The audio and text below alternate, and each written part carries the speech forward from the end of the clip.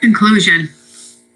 My experience in posting my students, I wish my teacher knew notes, taught me a lot about the power of our classrooms hold. First, it taught me the power of sharing. For years, the students in my classroom told me exactly what I needed to know, but I kept the lesson to myself. Once I shared the lesson, I became aware of just how far one simple question could travel.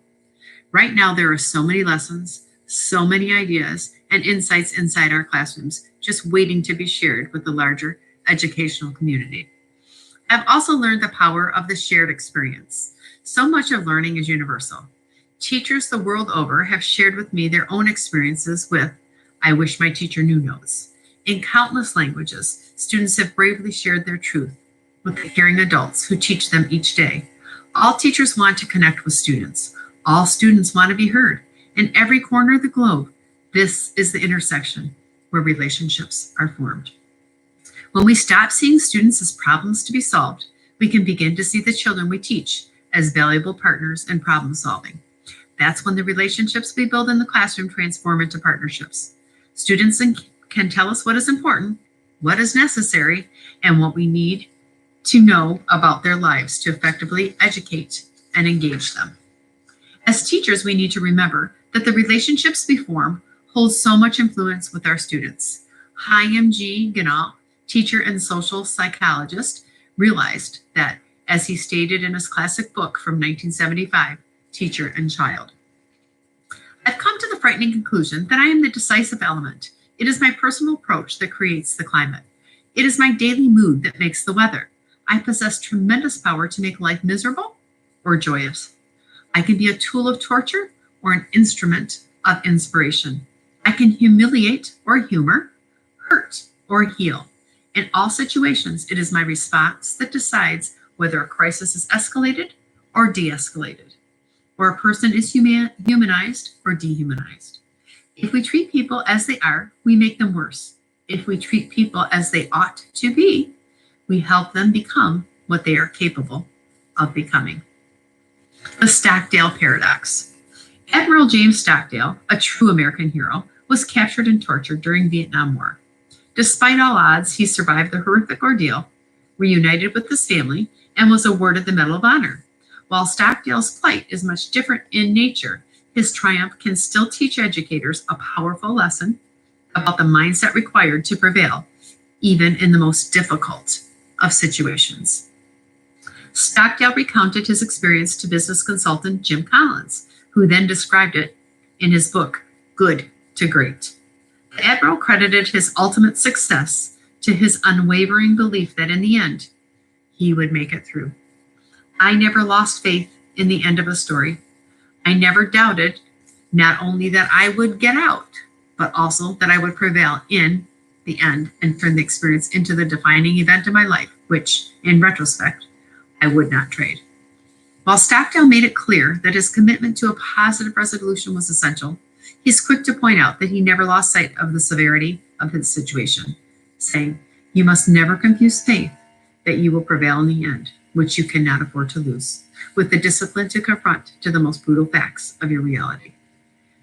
Collins calls this duality the Stockdale Paradox. He describes it in his book as the ability to retain faith that you will prevail in the end, regardless of the difficulties, and at the same time confront the most brutal facts of your current reality, whatever they might be.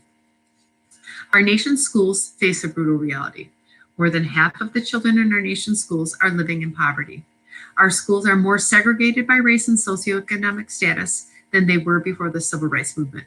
Schools that serve a disproportionate share of students living in poverty must stretch already thin resources to serve the disproportionate share of students with disabilities and students of color.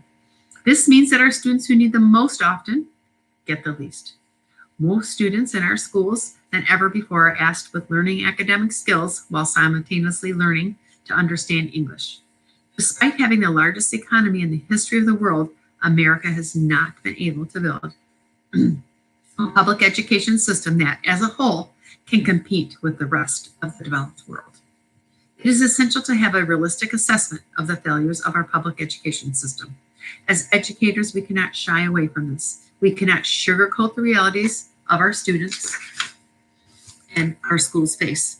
We must be critically aware of the challenges our students face, as well as the policies that have created and contributed to those challenges. In doing this, we can become powerful members of the educational community and strong advocates for our students. As the Stockdale paradox warns, it is ineffective to exclusively focus time and energy on the fact that our society and our schools suffer from so much injustice. There is more to education than just constraints. As teachers, we have a real ability to make a positive impact in our classrooms. The relationships we create not only support students during trying times, but also can motivate them to achieve great things and make an impact on the world. Our students have so many strengths we can build on, even in consideration of the poverty and trauma so many of them face. We can form classroom environments that develop strong character and empathy. The ideas our students explore in our classrooms today will become the basis for their contributions to our society tomorrow. Both these things are true.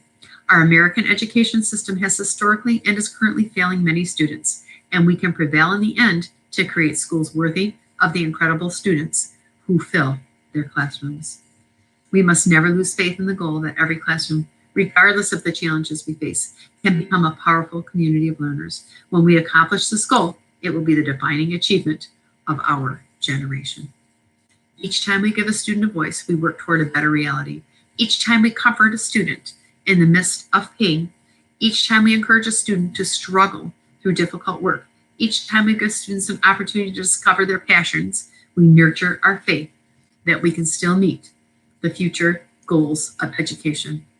Our schools can produce resilient, creative, and passionate learners who will improve our world. I have a realistic assessment of the challenges and barriers our schools and our students face, yet I continue to have the unwavering belief that we as teachers, as a community, and as a country can give every student the excellent education that they deserve. I do not suffer from believing the fallacy that I cannot make a difference. I make mistakes. I get it wrong sometimes, but I am committed to reflecting and growing each day, and I expect the same from the children whom I'm entrusted to teach. My students have a real ability to impact the world. That, in the end, is what I make sure my students know. Love you all. Thank you.